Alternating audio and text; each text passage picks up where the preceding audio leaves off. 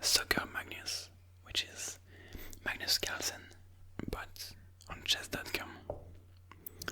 And I'm going to be playing the moves on my phone and relaying them on the board with you. So I've just launched the game and I'm waiting for Magnus's first move, which is e4. So I've recently started playing the Caro-Kann, so I'm going to play that with c6, d4. Alright, makes sense. d5. Hopefully I'm not going to get blown out of the board, because that would be embarrassing, but we'll see. I have to focus on explaining my moves, which is something I'm not used to. And I'm also not very used to playing over the board. I play a lot of online chess. I almost never play over the board. So knight to c3. Alright. e6. Don't see any particular reason why not to play e6. And we have g4. G4 is not a particularly scary move. I can just drop my bishop back. I'm not scared of h5 because I could h4 because I could play h5 myself. I could even come back over here, but that might be more of an issue over there. But I can nonetheless drop my bishop back to g6, and that's what I'm going to do. We have knight to d2 over here. Now I'm just making sure that I'm not missing stuff, because there are some variations in which the bishop can get trapped over here. Maybe he is intending this move, but I would not entirely mind this. So I'm just going to go for the command plan on the Caro-Kann and play c5. It may look like a loss of tempo, because you do it in two moves, but that's not much of a problem. Okay, with h4 for Magnus, h6 is possible. But I think I like h5 more. If you take, I can recapture, and I would even pin this knight. And if you push this like this, I don't mind this position. This does not really come with a threat, because I could take with the bishop as well. That would probably be better than taking with the pawn. So I'm going to play that h5, and we'll see what Magnus responds with. We have knight to g5. Maybe I should have thought of that, because that's a little bit annoying. And now I can. That's more than a little bit annoying, actually. Because if he takes, I take, he takes, I can't take. That's maybe not too bad. But I'm not the biggest fan of that. I don't want to take over here, because he would just take here, then take, and queen takes with check, which is kind of a big deal. That's the problem with taking back with this pawn. Dropping back the bishop would just lose a pawn. So I think I'm just not going to do anything and take this pawn over there.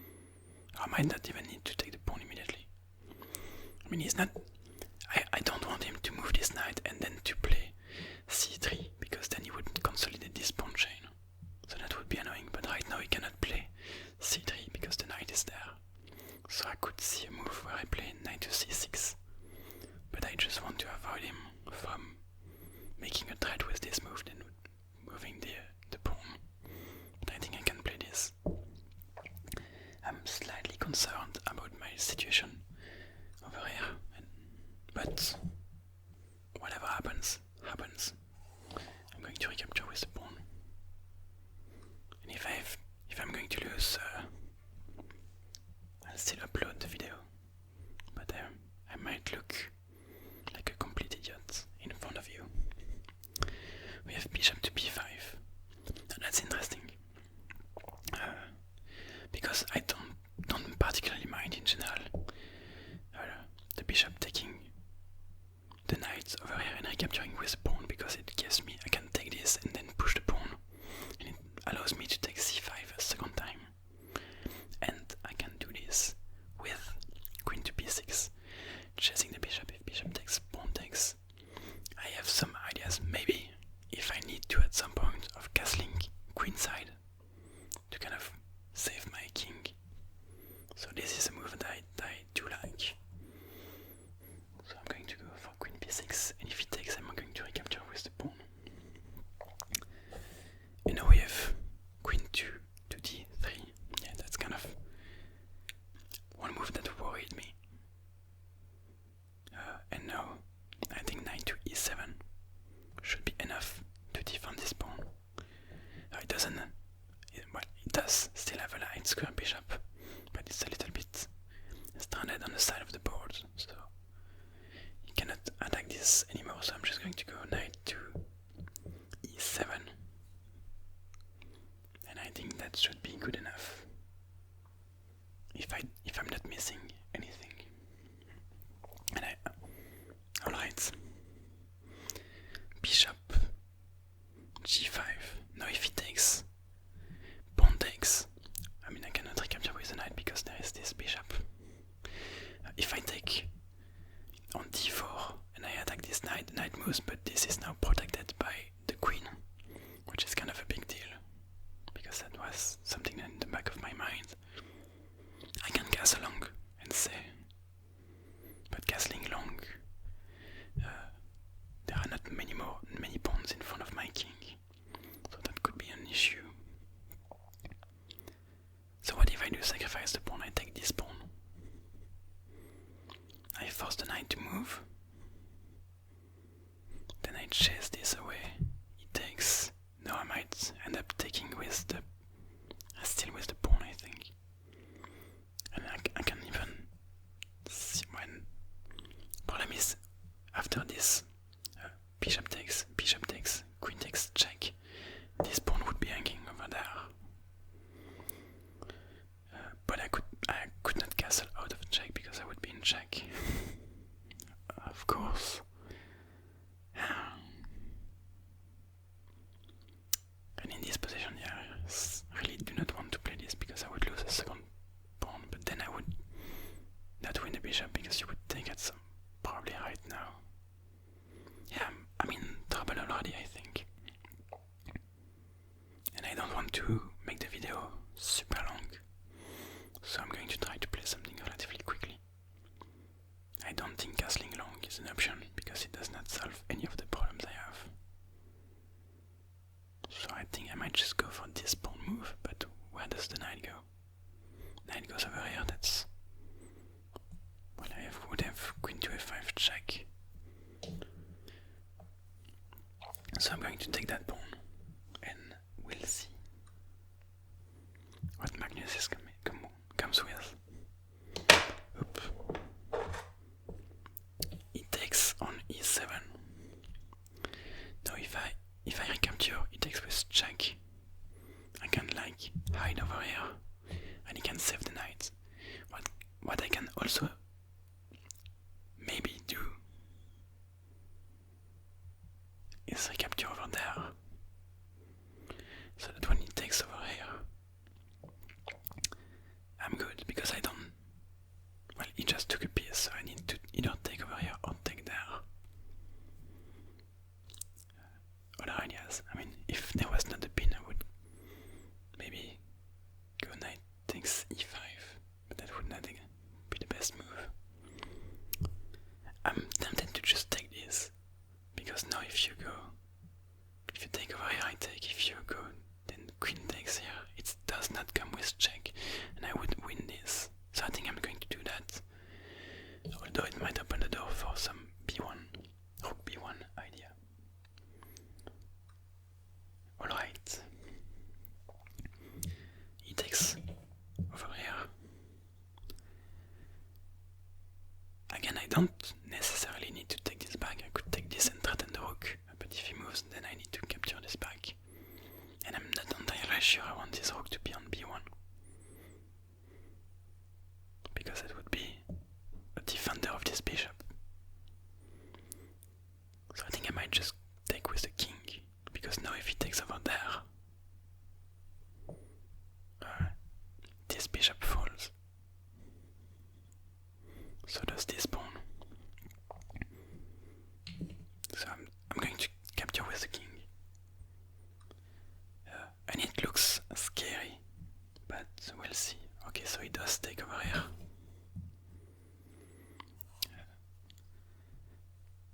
Now that's probably a good move. I'm not entirely sure what I want to recapture with, the pawn or the queen. Both moves seems decent to me. Recapturing with the queen cannot recapture this pawn, so I have some ideas of even taking over here rook moves. Queen to c3 and then queen takes over here to defend this pawn. So I think I'm going to take over with the queen because of that. I'm trying not to take too long calculating all the variations, but that might come back to bite me in the ass later. Now this is an interesting move. Thankfully for me there is still this f2 pawn that cannot really easily come back over here. I mean, he would need 2 moves at least to go there. So I'm thinking of just banking this pawn over there, taking this. I believe that right now I have, what, 8 pawns still? I still have all my pawns. And I'm up 1 pawn, so I would be up 2 pawns with that. So even if my king is weak, I'm up material, so it's all about defending, so I'm going to go for that. Pawn takes with check. I assume he's going to recapture, and he does.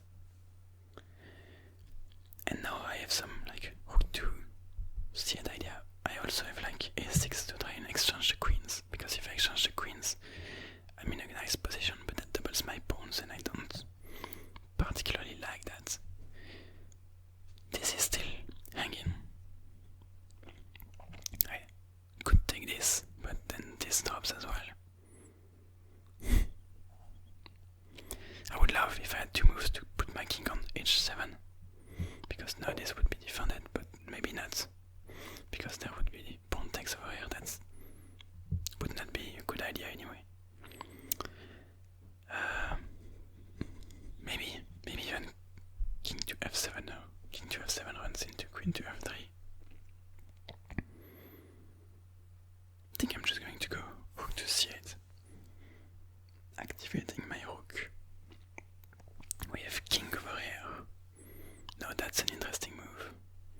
I very much like the idea of going queen to c4, because if you take over here I take this pawn. I might be threatening some queen b1 at a1 at some point. So I very much like queen to c3. And he does take. No, that's a mistake. He's down 2 pawns. He was threatening some stuff. Well, maybe it's not a mistake because this was an annoying move for him. But now I'm just up 2 pawns. 1 pawn. 1 pawn, sorry. Not 2. It just goes over here.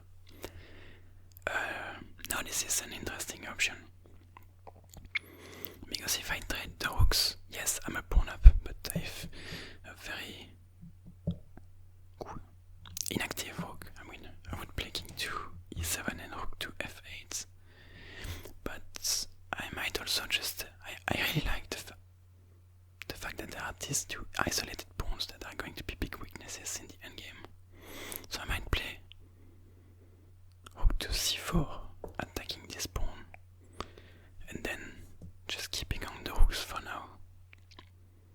Generally in the endgame, when you're the attacking side, you like to keep the pair of rooks alive, because you can do more, and with the defending side, you generally want to exchange one pair of rooks, but keep 1 rook on the board, because without the rooks, when you're 1 pawn down, you're last, but with 1 rook on the board, it's often a draw.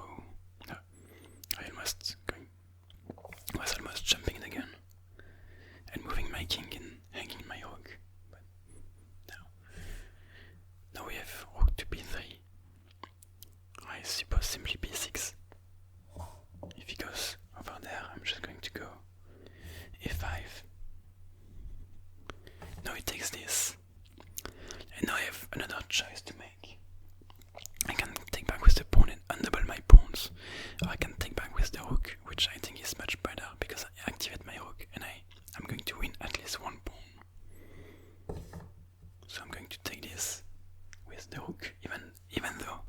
it keeps my pawns doubled. Now he plays rook to g1. But I think I can just take this pawn, and if he takes over there, I take this pawn, and I would just be in a very nice position.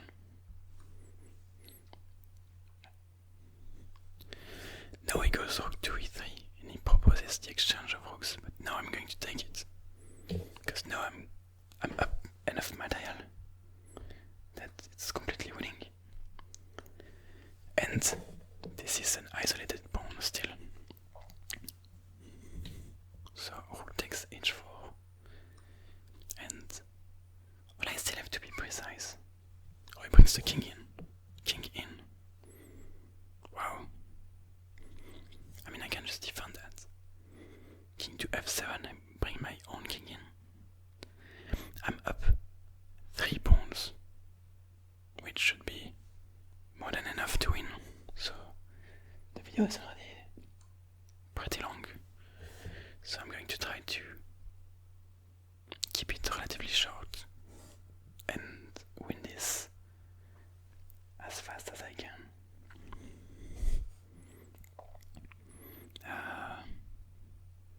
Do I push this pawn? Do I try to somehow trade the rooks with rook to h5? I like that the king is cut off right now. I don't want to play f5 because this would be annoying. But b5, b4 might be an idea, then a5.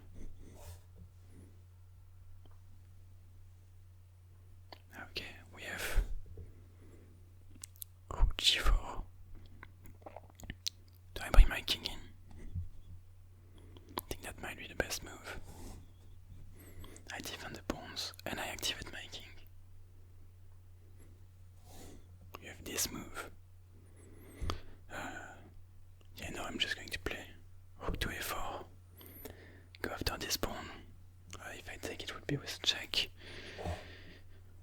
Alright, that's not such a good move. I can take this pawn for starter. Now if you go over here, I come back with check and I win this pawn. So check. King back. Check. King goes down. Now I would be dropping this pawn. Do I care? Do I want to go after this pawn instead and just liquidate all the material? Check, king takes, back. If you take, I take back. I think I'm going to take this one. To keep the 2 connected pass pawns. That's probably simpler. I'm going to go after this pawn. If he defends it, I'm just going to push on the other side.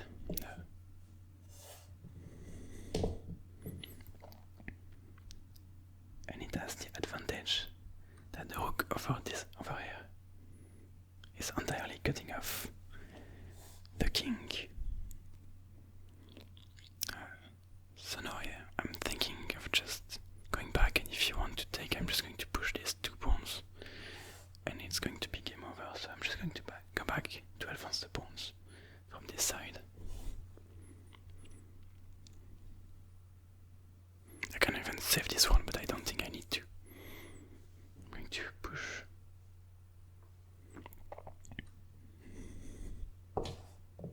He takes this pawn. I'm going to keep pushing. He takes this pawn.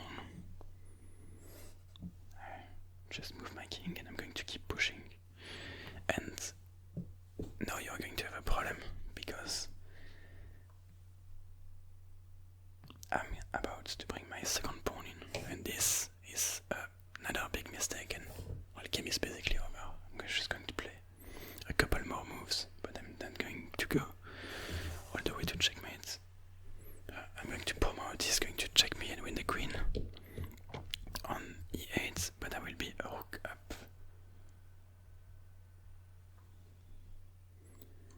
Yes, he does, and I think I'm going to go over here. I'm going to stop the game here because it's, I think, long enough for the video. Or am I going to go all the way to checkmate? Should be